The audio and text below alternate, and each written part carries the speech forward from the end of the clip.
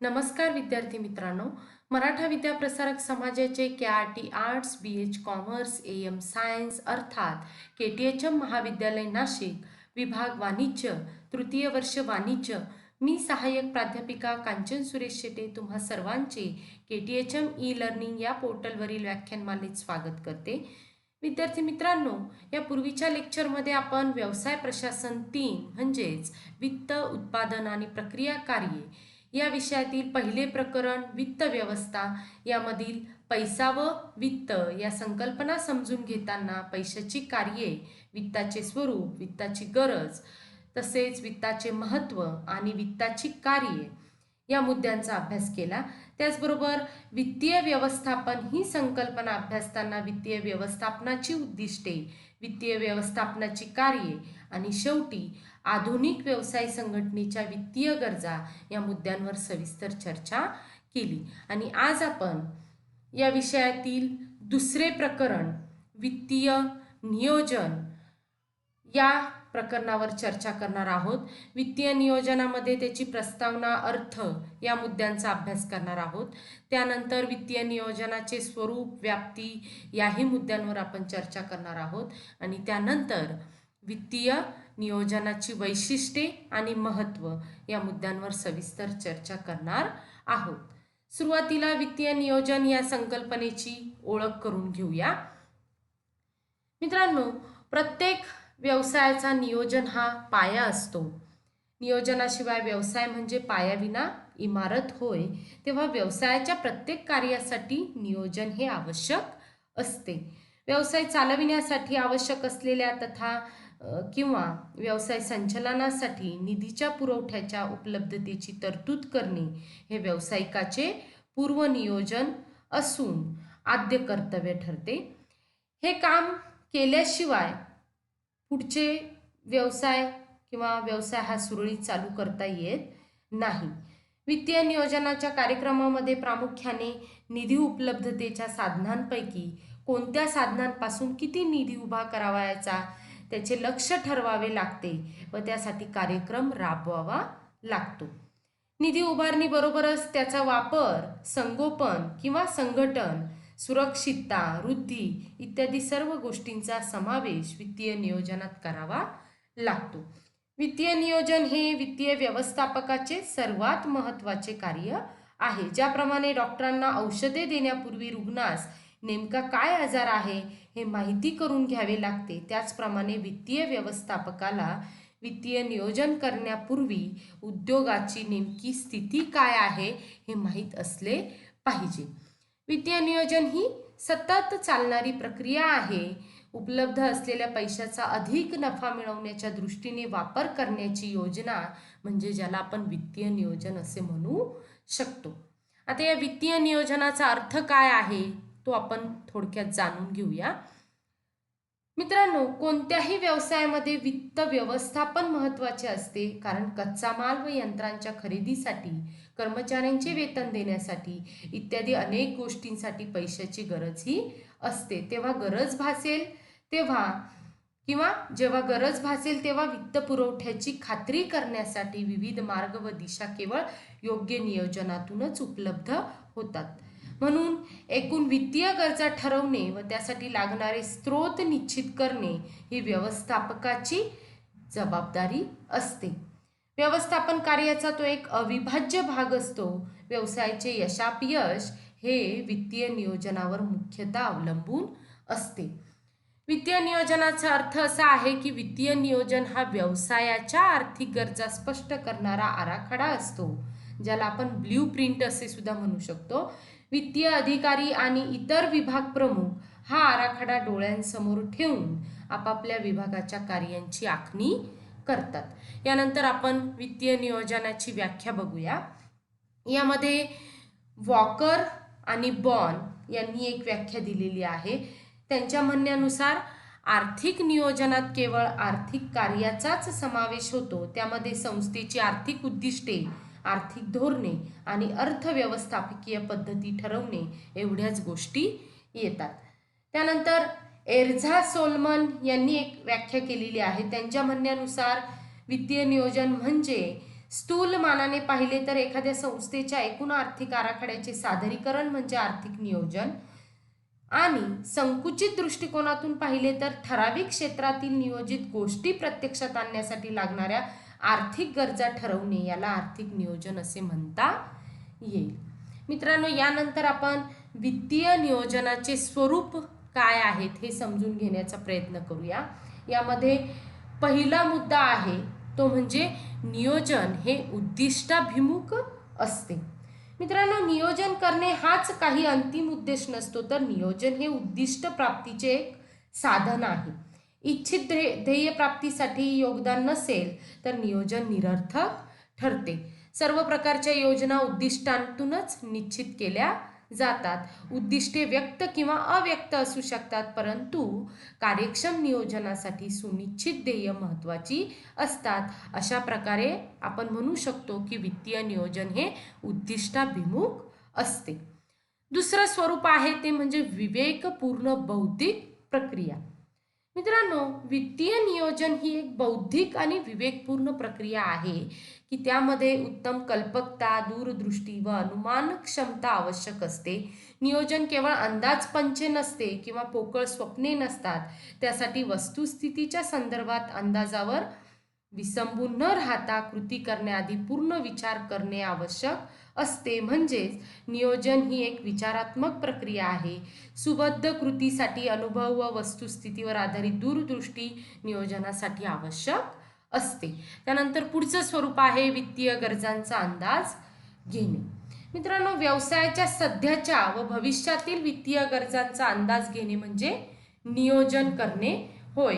योग्य आर्थिक योजना केल्याने व्यवस्थापन कंपनीच्या एकूण भांडवलाचा अंदाज घेऊ शकतो किंवा घेऊ शकते व साधन संपत्तीचा जास्तीत जास्त वापर करून अकारण नुकसान टाळू शकते.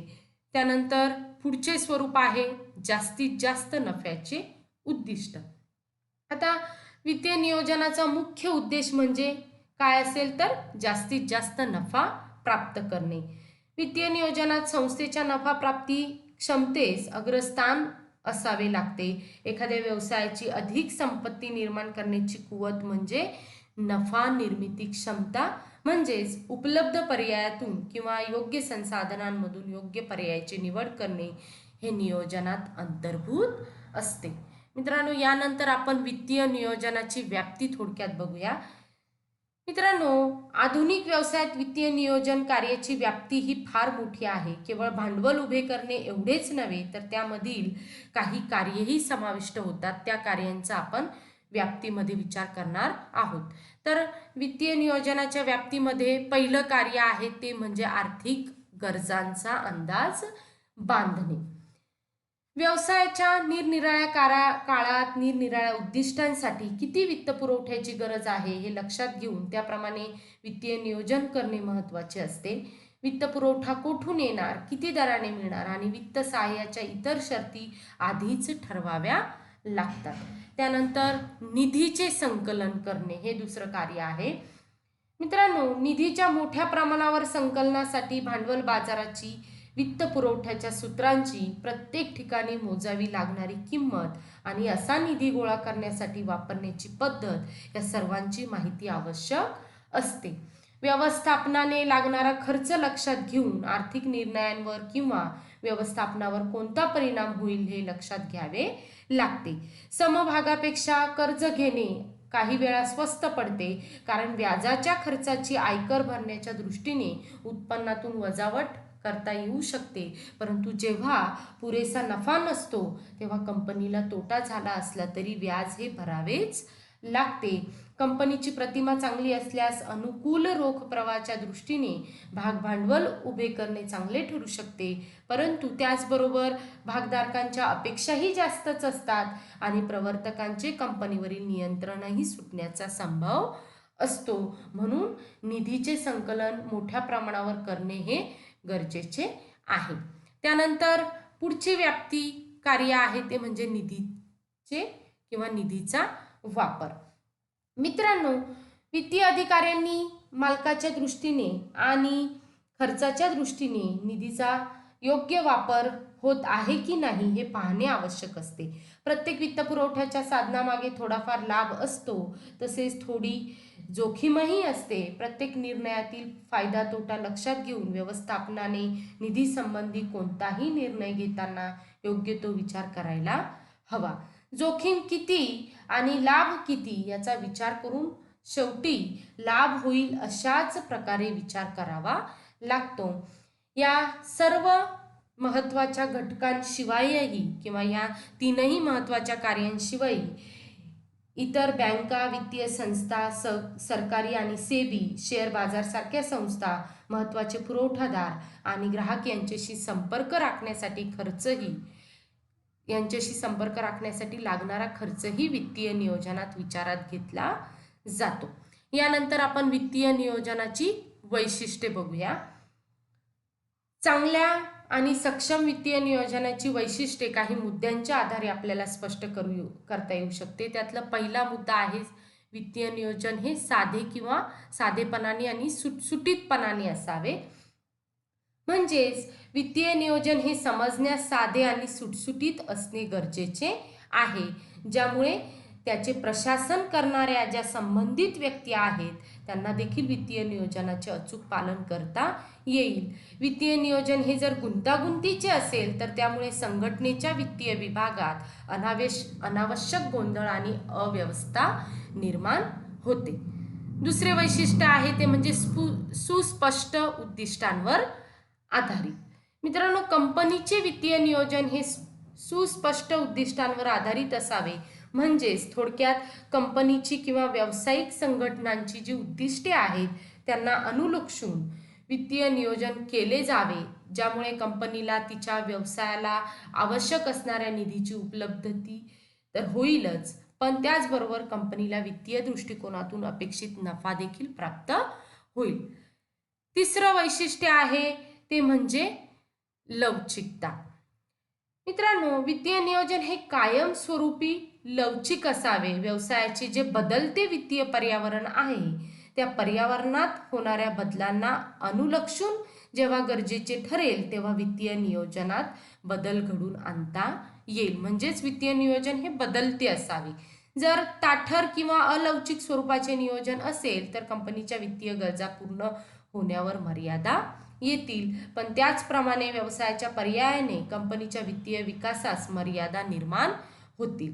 चौथं वैशिष्ट्य आहे ते म्हणजे नियोजनात्मक अंदाजन. मित्रांनो, वित्तीय नियोजन हे भविष्य काळातील निर्माण होऊ शकणाऱ्या ज्या वित्तीय गरजा आहेत त्या गरजांचा अंदाज घेऊन त्या विशेष तरतुदींनुसार हे नियोजन केले जाणे गरजेचे आहे.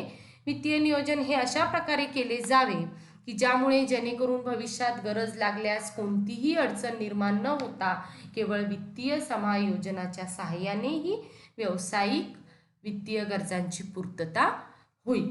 पुढचं वैशिष्ट्य आहे आर्थिक सक्षमता आणि रोखता. यामध्ये व्यावसायिक उद्योग संस्थांना वित्तीय नियोजनातून आर्थिक सक्षमता आणि तरलता प्राप्त होणे गरजेचे असते. आर्थिक सक्षमता ही अल्पकालीन आणि दीर्घकालीन जो वित्तीय भरणा करावायचा असतो तो योग्य वेळेत पोहोच होण्यासाठी गरजेची असते. या आर्थिक सक्षमतेमुळे व्यवसाय संस्थांची बाजारात पत आणि विश्वासार्हता वाढीस लागते. तरलता किंवा रोखता म्हणजे दैनंदिन व्यावसायिक कार्यांसाठी पुरेशा प्रमाणात रोख रक्कम राखून ठेवणे होय. काही वेळेस पुरेशा प्रमाणात जर रोख रक्कम प्राप्त होत नसेल तर व्यावसायिक संस्थांच्या कामकाजात अडथळा निर्माण होतो. पुढचं वैशिष्ट्य आहे भांडवलाचा योग्य व अचूक वापर. यामध्ये वित्तीय नियोजनामुळे भांडवलाचा योग्य व अचूक वापर केला जातो. वित्तीय नियोजनाचे व्यवसायातील स्थिर आणि खेळते भांडवल यामध्ये योग्य संतुलन या निमित्ताने राखले जाते. आणि शेवटचं वैशिष्ट्य आहे नफा क्षमतेत वृद्धी. मित्रांनो, वित्तीय नियोजन हे अचूक आणि पूर्वनियोजित अंदाजानुसार केले गेले असेल तर त्या नियोजनामुळे त्या व्यवसायाच्या नफा क्षमतेत वृद्धी होते. अशा प्रकारे वित्तीय नियोजनाची ही काही वैशिष्ट्ये आपल्याला नमूद करता येतील किंवा स्पष्ट होतील. यानंतर आपण बघूया वित्तीय नियोजनाचे महत्त्व. वित्तीय नियोजन ही व्यवस्थापनातील एक महत्त्वाची प्रक्रिया आहे हे आपल्याला कळालंच असेल. मित्रांनो, दीर्घकालीन, मध्यकालीन व अल्पकालीन वित्तीय नियोजनाच्या विविध स्तरांचा संस्थेच्या उत्पादन क्षमतेवर, नफ्यावर व स्थैर्यावर प्रभाव पडत असतो. वित्तीय नियोजनाचे महत्त्व काय आहे हे आपल्याला काही मुद्द्यांच्या आधारे स्पष्ट करून घेता येईल. तर पहिलं महत्त्व आहे ते म्हणजे भांडवलाची सुरक्षितता. या वित्तीय नियोजनामुळे भांडवलाचा प्रभावी वापर शक्य होतो. नवीन प्रकारची यंत्रे किंवा तंत्रज्ञान बाजारात आले की उद्योगातील आधीची यंत्रे व यंत्रसामग्री कालबाह्य व निरुपयोगी ठरते. हे सर्वश्रुत आहे किंवा सर्वांनाच माहीत आहे. परंतु योग्य नियोजन केल्याने मालमत्तेतील गुंतवणुकीचे मूल्य अधिक काळ सुरक्षित ठेवणे शक्य होते. दुसरे महत्त्व आहे नित्य कामकाजात बचत व समन्वय. योग्य आर्थिक नियोजनामुळे किंवा वित्तीय नियोजनामुळे क्लिष्ट किंवा गुंतागुंतीची प्रक्रिया असलेल्या कार्यप्रक्रियेचा अकारण विनाश कमी करणे शक्य होते. तंत्रज्ञानातील विकास, वाढते व्याजदर, स्पर्धा इत्यादी कारणांमुळे व्यवस्थापनात कामकाजातील अनेक घटकांचा योग्य समन्वय करावा लागतो व उत्तम आर्थिक नियोजनातूनच हे शक्य होते.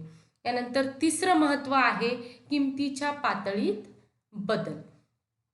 मित्रांनो, व्यवसाय संस्थेला आजच्या गतिशील युगात आपली कार्य पार पाडणे हे भाग पडते. विविध वस्तूंच्या किमती झपाट्याने बदलत असतात. त्यामुळे जुन्या मालमत्तेच्या ठिकाणी नवीन मालमत्ता घेण्यासाठी मूळ किमतीपेक्षा जास्त किंमत पडते किंवा मोजावी लागते. व्यवस्थापनाचे मालमत्ता सुरक्षित ठेवण्याकडेच फक्त लक्ष असते असे नव्हे, तर भविष्यात जुन्याऐवजी नवे घेण्यासाठी फार खर्च पडू नये इकडेही व्यवस्थापनाचे लक्ष असते. केवळ आर्थिक नियोजनातूनच हे सगळे शक्य होईल. त्यानंतर पुढचं महत्त्व आहे संपूर्ण संस्थेच्या यशाचे कारण. मित्रांनो, व्यवसायातील सर्व प्रक्रिया वित्तीय व्यवस्थापनावर किंवा वित्तीय नियोजनावर अवलंबून असतात. संपूर्ण संस्थेचे यशापयश वित्तीय नियोजनावरच अवलंबून असते. नियोजनात सर्व वित्तीय बाबींचा प्रभावीपणे विचार केला जातो व त्यातूनच संस्थेचे यश हे सिद्ध होत असते. पुढचं महत्त्व आहे ते म्हणजे सार्वजनिक क्षेत्राचा झपाट्याने वापर. सार्वजनिक क्षेत्राचा झपाट्याने विस्तार होत असल्यामुळे खाजगी क्षेत्रात वित्तीय नियोजनाची गरज जास्त भासू लागली आहे. सार्वजनिक क्षेत्रातील संस्थाही व्यापारी बँका व वित्तीय संस्थांकडून कर्जे घेत असतात. त्यामुळे एकूण उपलब्ध वित्तपुरवठ्यात खाजगी क्षेत्राचा वाटा थोडा कमी होतो. या गोष्टीचा विचार करून खाजगी संस्थांना आपल्या गरजांचा अंदाज घेऊन त्यानुसार वित्तीय नियोजन करावे लागते. पुढचं महत्त्व आहे कमीत कमी खर्चात जास्तीत जास्त उपयुक्त भांडवल रचना.